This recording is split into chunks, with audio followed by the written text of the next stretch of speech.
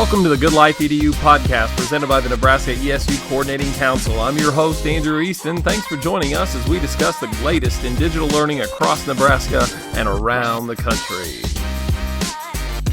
All right, I'd like to welcome everybody back for another episode of the Good Life EDU podcast. And this week, we're getting a chance to have a conversation with John Spencer, who's a former middle school teacher and current college professor, who's going to be keynoting the Future Ready Nebraska Conference coming up here June 13th and 14th. And so if you haven't had a chance to register for that, that is going to be a learning opportunity that is available both virtually, so you could tune in remotely, right, or in person. And so we haven't been in person in a couple of years with that conference. So excited to have John with us for that event. And today you get a chance to preview a little bit of his message for the keynote and some of the supports that'll be coming up with the workshop that he'll be delivering following that for those people who are there in attendance live. And so I'm just going to start off by saying, John, welcome to the podcast.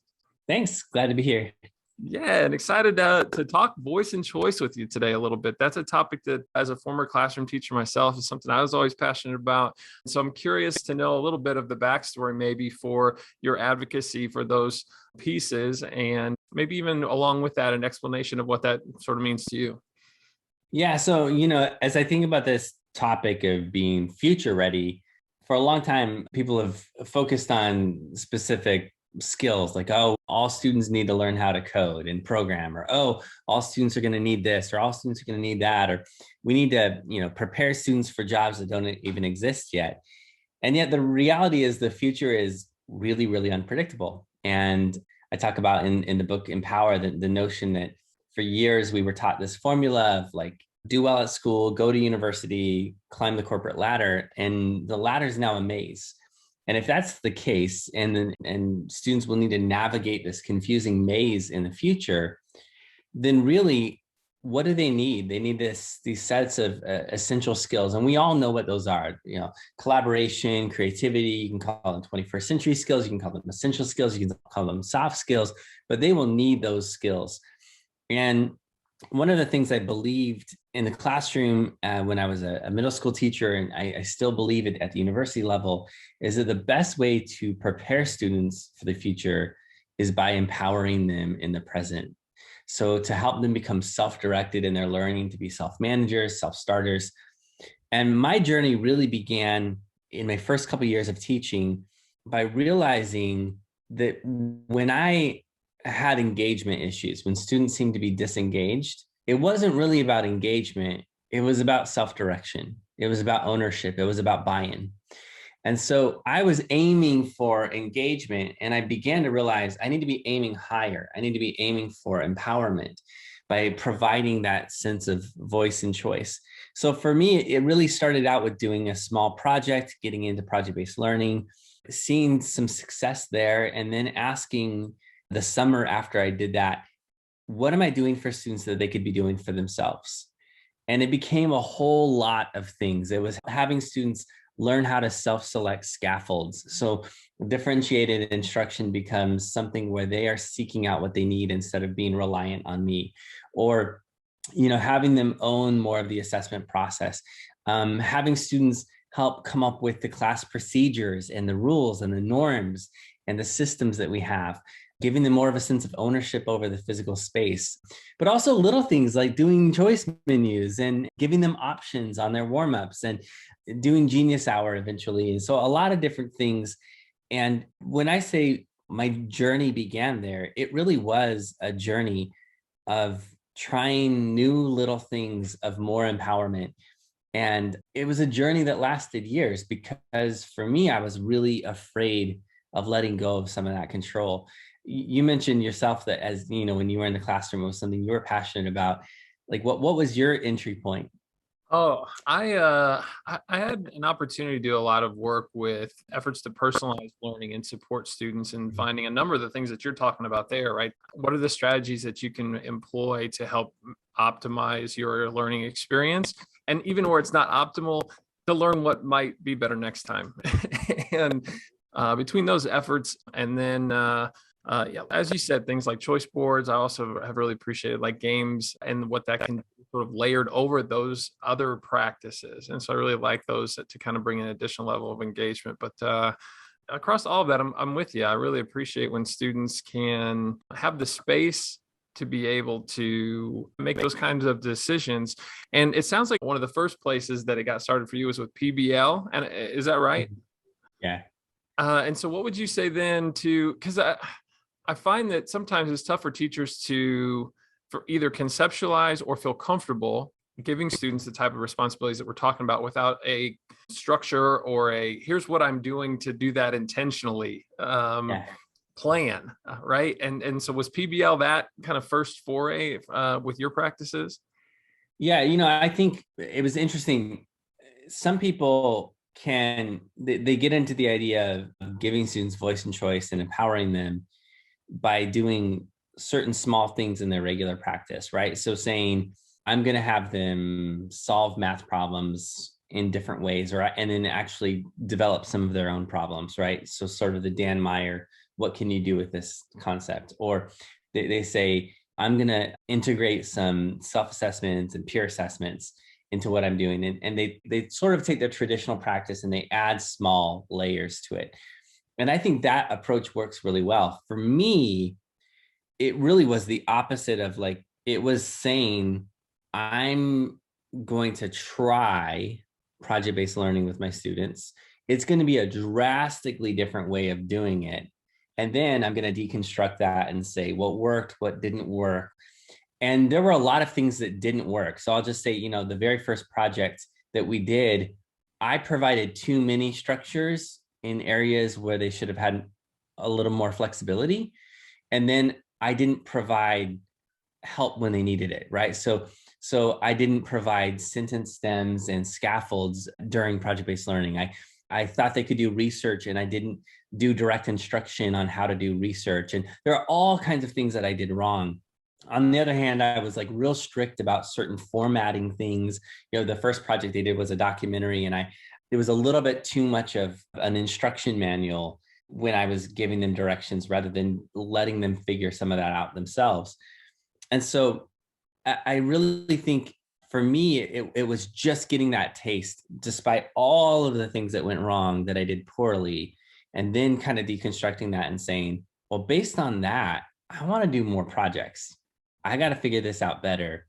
And then starting asking, okay, well, what can I do in my sort of traditional way of teaching when I'm doing a non-project based lesson that takes some of these elements and does that? And again, for me, the other thing I'll say is I chose a really low risk time to pilot projects, right? So I chose the 2 weeks of state testing where, when students are done testing, they're not supposed to learn any new content. You have kids all day long. A lot of teachers are showing movies. It was very low risk. So I chose a low risk way to do a project with students. And then I saw what worked and what failed and realized this is the direction I want to go in. I think in your comments there too, you mentioned a number of things that I think can be those deterrents, right? When teachers pick a time of year where it is too high stakes, and maybe when that doesn't necessarily sail in the way that they would envision it from the start, it gives them feedback that maybe this isn't something worth continuing to pursue. And so I guess maybe we can speak a little bit to that growth mindset piece that's involved in this, because, as much as we all want to be data driven, for example, situationally, there are times when the first implementation of a better practice might take a dip despite the eventual ceiling being raised, right? Yeah. What have you seen in support teachers with that, I guess? It's interesting. So, in my research area is on project-based learning and professional development and really focuses on motivation and efficacy, right? Motivation being, do I want to do this? Efficacy being, do I believe I can do this? And what you find is there's often a dip in efficacy when you first implement new strategies, right? And it's like anything you do. The first time you learn how to drive a car, right? You're overcorrecting. You're almost swerving into other lanes. And then it becomes muscle memory. You get used to it, that kind of thing. The first time you do a new workout, it hurts, right? And it's because you're using new muscles that are different. And that's a sign that there's growth happening. And so the same type of thing happens with project-based learning, which is that you enter a time of disorientation where you're confused, where performance goes down, your students don't perform quite as well. You yourself in your teaching craft feel like you're not doing as well. But that's the beginning of that growth, right? That's the beginning of things improving and changing. And so I think there are a lot of things that we can provide for teachers during that phase, right? And so one is giving them permission to make mistakes. It's not an accident that I chose a low risk time. Testing is over. It's not an accident that teachers try some of these things at the end of the year or in the first week of school, right? Where you're not learning a ton of new content in the very first week. And it's because there's that permission, right? Another thing that can help is not going at it alone. So, my journey was alone for probably my first 2 years, but not long after that, I became good friends with a few other teachers, and we all had that shared vision of empowering students and giving them that voice and choice. And it was like once one of us tried something and had done it, then it sort of gave permission for the other people to do that. So that's when I began to really become more open to, say, letting students have voice and choice in the types of assessments they do. So, I had been doing peer assessment and self-assessment, but letting them select which assessment method that they wanted was really new to me. And I had a hard time letting go of that control. But you see someone down the hall doing that and it's working, and you become open to it. Starting out small, experimenting, seeing what works. And then the other piece, which I alluded to, is we really do have to have structures and protocols to make these things work, right? It's not a total free for all. It's not you do whatever you want. So having protocols that students can use with clear directions that they can follow, that's structured, becomes another thing that helps you see some of that success and that boost in efficacy, so you don't give up. Yeah. And I would imagine, and it's probably worth saying again, and you'll be doing a workshop at the conference. And so a lot of these how to, what it looks like, will be part of that experience. And so I'd encourage folks to check that out again and register if you haven't. But John, I'd add to this then, it sounds like that the PBL for you then grew into that Genius Hour. I feel like I heard that referenced a moment ago. For people who aren't familiar with those two strategies, maybe we can kind of talk about the difference. And then if you could provide a little bit more insight on the Genius Hour piece of what were some of those supports. I heard that in that last answer. Yeah. Well, so what I would say is, project-based learning is a way of teaching, right? So you can think of it as like a teaching framework, a pedagogical framework. And within project-based learning, anytime the key distinction I make is project-based learning is all about learning through a project, right? So it's not a culminating project where you learn first, then you do a project. It really is learning through the project. Now, what that means and what that looks like is there's all kinds of types of project-based learning. So one type of project-based learning is sort of the independent project of you're choosing whatever topic you want, you're designing it yourself, and that's Genius Hour, right? Genius Hour is 20% time. It comes from Google, who actually got it from 3M first, and is the notion of 20% of the time you work on whatever you want. And they're these sort of passion projects. Other times, though, it could be a design thinking project. So people sometimes think of design thinking as being opposite of PBL, but design thinking is just simply a creative process. And so your creative process might drive your PBL. And so you might do a design-based project. You might do something like an inquiry-based project. And in those moments, it could be something like a science experiment. You might do something where students are, like we did service learning projects where they were doing things connected to the community, or ones that were like when I taught social studies, we had an economics unit and they did these sort of Shark Tank style projects. And so what I would say about project-based learning is it's very broad. It's any time that you're learning through a project. And if there's student choice embedded in it, if there's authenticity, if there's an authentic audience, then it's PBL. People get really wrapped up in like, this is the right way to do PBL, or that's the right way. And I would just say, figure out what works for you, right?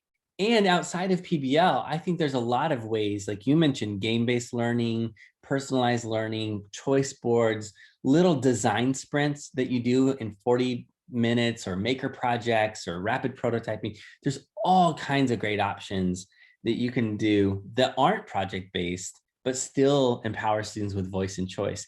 I mean, one of my favorite examples has been around forever.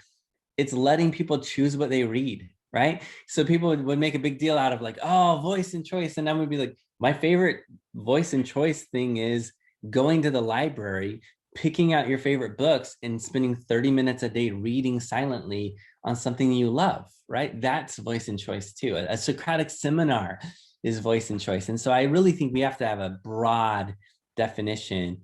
And my goal, when I do the keynote, and then later when we do the workshop, is what I would say is I guarantee to anybody listening right now, you are already empowering your students with voice and choice. So my goal will be that you are affirmed, that you hear the good things you're already doing, and that you start there and then you ask, how do I build on those good things? And what's a small creative risk I'll take as a teacher myself? Like you mentioned the growth mindset, right? How do I build on what the good things I'm doing? What do I try? And how do I take it to that next level? Within our conversation here today, you've kind of encapsulated the spirit of teaching, or like what gets at the heart of the thought process or the emotional process that teachers go through as they're trying new things. Because you said earlier about you're like, where I screwed up, where I messed up, the things that I did that failed. And I think we sometimes can be our own worst critic in that. But at the same time, in your answer that you just gave, which I totally agree with as well, is that, yeah, but champion the things that are going well, right? And capitalize upon those, extend those, like play to those strengths. And how can you even, enhance that? And so I love hearing, both of those are going to coexist, I would imagine, for most people, but letting that growth mindset win out. All right, then. So for those that are listening in, that what you just shared, resonates with them, can you give us maybe some details about how, when you talked about sentence starters, for example, something at that level, at the implementation phase of things, what are some ideas that you could give to the audience that they might be able to take away and try out, maybe before the school year's over? Yeah. So, I mean, what I would say, I'll just give a couple of different ideas. One would be to ask yourself that question: what am I doing for students that they could be doing for themselves? And just make a list of that. And based on that list, just start trying some of those things. So like a lot of this focuses on instruction, but it could be letting students do the bulletin boards in your classroom. It could be giving them assigned jobs. It could be having them go through a conflict resolution protocol that they do in a group, rather than tattling to the teacher kind of concept, and really empowering them to resolve conflict. It could also be, like you mentioned, the sentence starters. Think about the scaffolds that you're providing for students. So I have a whole blog post where I include some resources with sentence stems that you can use for asking questions, for doing research, for doing those types of things. Provide those for students, teach them how they work, and then teach them how to self-select those things. Put together a document of all the different technology tutorials that you have, that you found that are useful. And better yet, build a technology team with students, have them find all the best tutorials on YouTube and whatever, and then have a document that's just a tech help document, so that they're not raising their hand and asking for help every time that they don't know how to do a particular technology. And so anything like that. I have a blog post related to choice menus, and I kind of share 4 different choice menu options, ranging from more tightly structured to more loosely structured. Do that. Try a choice menu this Friday and just see how it works for a warm-up activity. Give them 3 options on their warm-up and just see how that goes. You can download certain resources. I have like a divergent thinking challenge that would be very choice-based. I have the Geek Out blogs if you're looking for a 3-week-long bigger project where it's based on, it's sort of the Genius Hour concept, but it's really focused on blogging, and they choose whatever topic that they want. Do something like a Wonder Day project where students can ask whatever question they want about anything. They go through the research process. You kind of model the research process for them, and then they create their own mini podcast where they just interview each other and share what they've learned. We always call them curiosity casts when I was a middle school teacher. So just find one thing like that and say, what am I going to do next week that empowers students with voice and choice, and just try those out. And understanding too that there will be some people that message lands with, and others might find themselves saying, that sounds great for English, that sounds great for social studies, but as a math teacher, I don't know if, do you see this as being universal across all subjects? So I think it is universal. And the big thing is asking, where does it fit in my content? So I love that you say that, the Genius Hour blog or the Geek Out blog is a language arts, but what does it look like in math? In math, like I said, I mentioned him before, Dan Meyer has this set of visual prompts and videos that you can look at and have students look at the video or the prompt, and then they ask themselves, they pose their own math questions, which really is engaging in deeper mathematical thinking and problem solving for that. Give them a data set and have them ask a set of questions based on the data set. What pops out to you about this data set? There are all kinds of options. It could be in a math class, set aside some time, if you're not doing this already, for a 5-minute mental math exercise where they solve a problem in their head. And then they explain to their partner how they solved it, and they compare and contrast strategies, right? That's an element of voice and choice. So, in a PE class, or let's say it's weight training, you don't want to have complete voice and choice in weight training, right? You're going, oh my gosh, don't just go do whatever exercise. But what does it look like there? It might be that you are giving them 3 options related to a shoulder workout that they could do.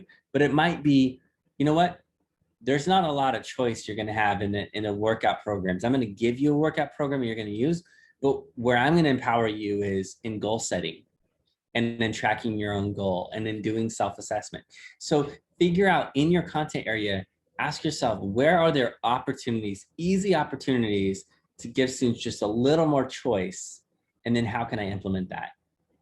Yeah, I love that, because I don't mean to put you on the spot with questions like that, but I do know there are people I love it. that those kind of questions come up, right? And so it's great to encourage everyone to consider whatever that next growth step looks like for you, to take that on. And we're talking about the end of the year, and maybe this being a window to try some of those things. I also recognize too that this is a time when people they really have the summer, like first day of summer circled on their calendar. They're ready to kind of get to that point, and then hopefully join us on June 13th and 14th.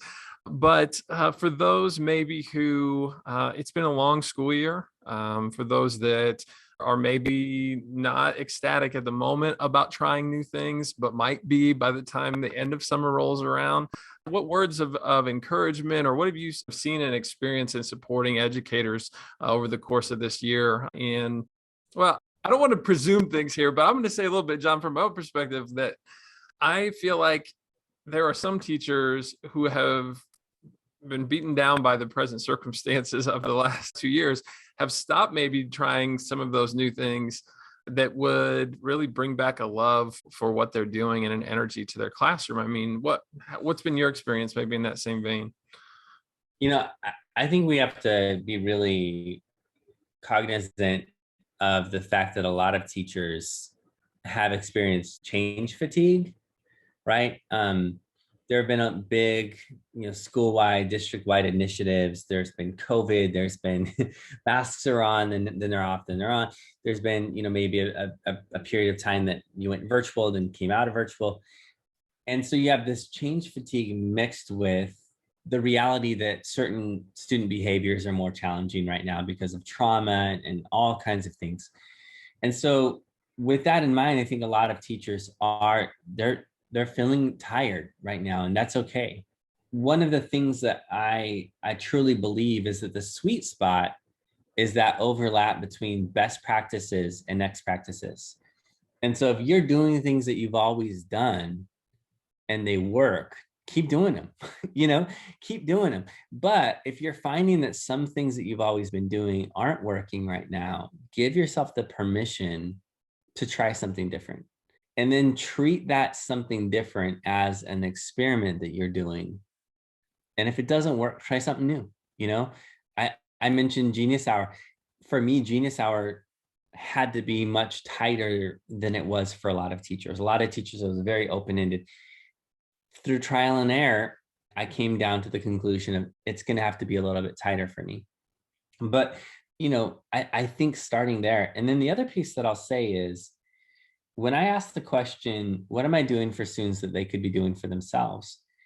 One of the side effects of it that I've grown to really love is the more we empower students, the less we have on our plates. And we shouldn't feel guilty about that, right? So if students are engaging in more self-assessment and peer assessment, guess what? That might mean that we do a little less assessment ourselves as teachers. And that's a good thing. If you give them a choice menu and it's working and everything, then maybe it's a little less direct instruction that you have to do. And that's a good thing. And one of the things I began noticing is the more and more students had voice and choice in what they were doing, the more engaged they were, the better the behavior was, to be honest. But also, the more they left school tired, and I didn't, right? And it was a flip.